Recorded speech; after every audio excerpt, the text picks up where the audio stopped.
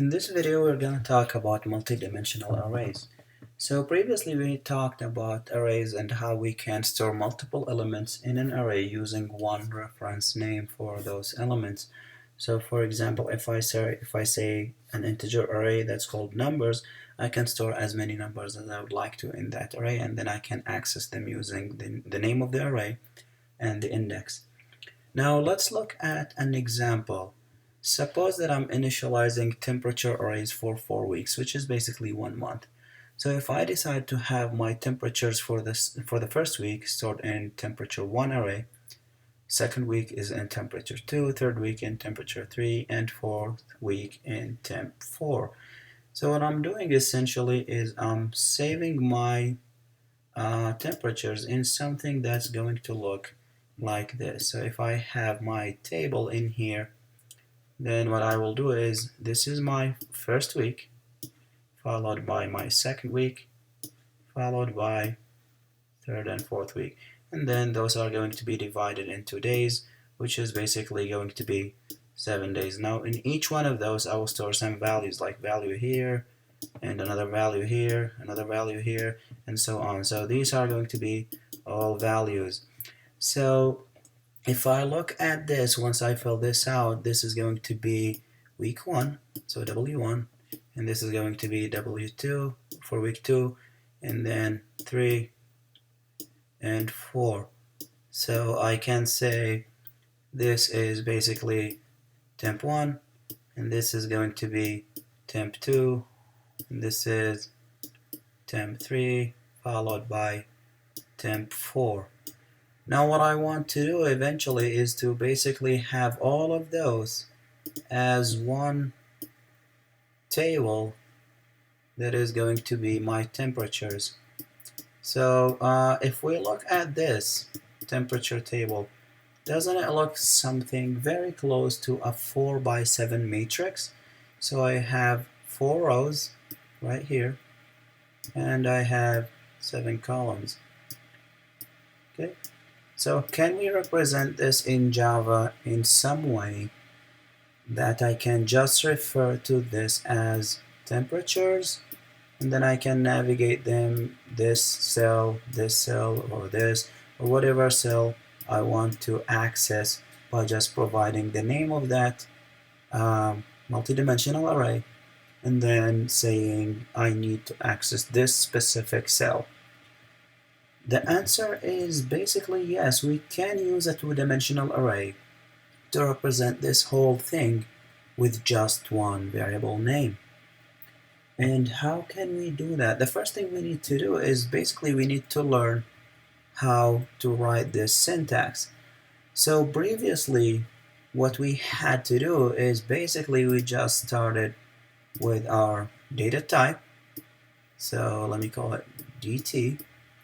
And then we follow it with the square brackets to signal that this is an array, and then a name and semicolon. So we're supposing that I'm just initializing my array right here. Okay, so right now what I need to do is I need to basically have it work for multi-dimensional array. So the general syntax is going to be very similar, but in this time I will use double square brackets to say that this is a two-dimensional array. Now I will start with the same data type that I want, and then follow it by 2 pairs of square brackets, and then the array name, and this is how we declare an array. Now how do I set the size for this? Remember, our matrix used to be 4 by 7. So what I'll have is something like double, and then multidimensional array, I'm going to call it temps, is equal to new double multidimensional array. And remember we said it's 4 by 7, so this is basically the number of rows, and this is the number of columns in every row. How can I initialize this array then? So if we think of it, basically it is nothing but an array of arrays. So if I come here and look at it, so what I'll have is this is a whole array, and then now I have an array here followed by another array here, and this is going to follow until I reach my last array. Okay, So let me call this A1, and this is A2, and this is going to be AN, remember, minus 1, okay, because this is going to start eventually from 0. Okay. Now, since I said this is an array of arrays, now when I have an array, it is nothing but curly brackets, another curly brackets, and then I have my elements here separated by commas. So what's gonna happen is I will provide A1 here, provide A2 in here, and continue to provide all of my arrays until I reach my last array, which is A of n minus 1. How will I provide those? So this is going to be nothing but another array of elements. So curly brackets and elements in here separated by commas as well. So eventually this is going to be an array, another array, and so on. So I can just initialize it this way. My multidimensional array is going to be the outer array, which is this whole thing right here, and then this subarray is this subarray, and this is another subarray, and so on. Okay, so let's visualize how can we access those elements in the array. Remember we said it looks like nothing but a table. So for those I will need a set of indices. Remember when I tried to access any array, so supposing that my array is called A, then if I want to access the first element, it's going to be A of 0. And for example, the second element is going to be A of 1. Now, if I'm talking about multidimensional array, then A of 0 is nothing but a subarray, right? So let me call it sub A. And this is another subarray as well, and so on. We will go all the way until we reach A of length minus 1, which is my last array, which is also going to be a subarray. Okay? So if I say A of 0, it is going to return the whole subarray for me. But what I need to do is basically I need to access the elements in this subarray. So for those elements, what I need to do is provide the indices for those. So 0, 1, 2, and so on. So if I say 0 and 0, so it means this subarray of 0 and then the element at 0 for that subarray. So it means the first element in the first array. Let's look at some kind of visualization that's going to make this a little bit better looking. So if I have this array, I have an array that's containing 3 subarrays here. This is one subarray, this is another subarray, and this is a third subarray. So if I want to access this, the whole thing is at index 0 relative to this array A here. But then this is also at index 0 relative to the first array. So writing this code is going to give us something like this table, saying that the whole thing here is A, and every row in this table is one of those subarrays. So now if I want to access A, I will provide 0 for A, or if I access A at 0, I will provide A of 0 for this first array, but then if I want to access 1, it is going to be 0. If I want to access 2, it is going to be 1. So the indexing is going to look something like this. If I want to access any element in the array A, this is the mapping of my indexing. Now, to access arrays, we have used for loops before because it is going to allow us to access elements one by one. Now, let's think of writing a for loop for this whole thing.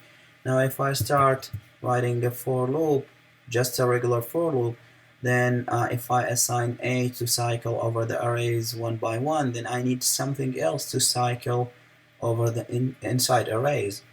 So what I'll end up having is basically 2 for loops. Remember, I will have 2 indices, and therefore I will need 2 nested loops. Now, how is this going to work?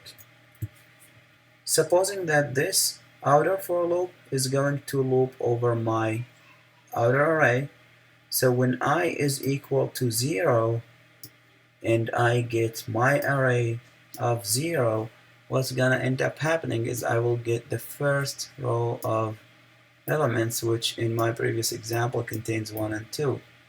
Now if I want to print this, I have to provide another 0, but then at the second iteration I will have to provide 0 and 1.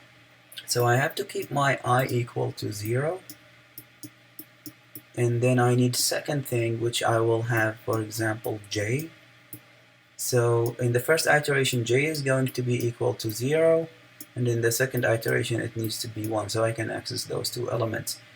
But I need to check the length of the entire array that contains all of my elements in here. So how many subarrays do I have? And then for each subarray I need to check the length of that subarray as well. So I is going to be relative to the length of the entire array, and j needs to be relative to the length of each subarray. And that is why I'm saying I is less than my 2D array dot length. So this is the length of my 2D array, which is the full array. And then in the inner loop, I'm checking each one of those arrays individually and checking the length of this array, and this is going to be the range of j. So what I'm doing is another for loop that is going to check for each one of those, and then I'm just printing. Now I'm including those characters just to separate the arrays and just to allow us to see something that looks like a grid. Let's try to code this and see how this is going to work. Okay, so what I will do is I will start with a new class, and let me call this 2D for 2D arrays, and I'll need a main method in there. So what I will need to do is I will start by trying to replicate the same example that we had before. So remember, we had an array that contains 1 through 6, and then those are subarrays. So to define a multidimensional array, I will start with the data type, and then again 2 pairs of square brackets, and then let me call it my array. This is going to be the outer array that contains subarrays. So the first subarray is going to contain 1 and 2. Second subarray is going to contain 3 and 4. Third subarray is going to contain 5 and 6. So now this is my array. Now if I want to print every single element in this array, I will start with a for loop, and then in my for loop what I will do is I will have I as my counter, which is going to be basically up to my array.length. So this is going to check how many subarrays do I have inside my array. Now again, if I start with this and say just print my array, then this is not going to give me the result I'm looking for. So let's try it out. So print my array of I, and let's see what we'll get as an output for this. Now we got something that kind of doesn't make sense to us, but this is basically the memory locations for those arrays. I don't need the memory locations, but what I need is the content of that subarray. So this line is not going to work. What I need to do is I have another for loop that is going to cycle over every bit of my array. But now if I do this, it's nothing but the array.length again. So I need to make sure that it checks for that specific subarray. So now what is this specific subarray? This is nothing but my array of 0. So I will have an index here that tells me which subarray I'm dealing with. If I manually place 0, every time it's going to check for 0, but guess what's gonna cycle through every one? It's I. So what I will do is I will check for the length of the first array, and then I will stop when that first array ends, and then I will return back to my outer loop. And right now, if I print something in here, what should I print? I should print each one of those elements. So this is 0, 0, 0, 1, 1, 0, 1, 1, and so on. And the pattern here is I is going to be from 0 to the end of my array, and this is going to be from 0 to the end of each subarray. So what I need to print here is my array and then provide the values. So if I say I and j, first iteration this is going to be 0, 0, then 0, 1, then 1, 0, 1, 1, and this is basically what I'm looking for. So if I do this, it is going to print them not in the format that I wanted, but we will see how we can fix this. So now I get 1 through 6, but this is not the format that I wanted. I wanted to print 1, follow it by 2, and then on the other line 3 and 4. So I needed to show me some way like a table. What I'll need to do is I will just have some kind of spacing here for the time being, and I will need to print this in its own line. I mean in the same line. Now I need to have another line, because remember, if I print it like this, it is going to be printed the same thing horizontally. So I'll just have an empty print statement in here, and this is going to print a new line after I'm done printing each subarray. So if I run it now, I get something that looks like my table, but without the formatting or the edges. We'll see on the next video how we can format this to be looking like a grid.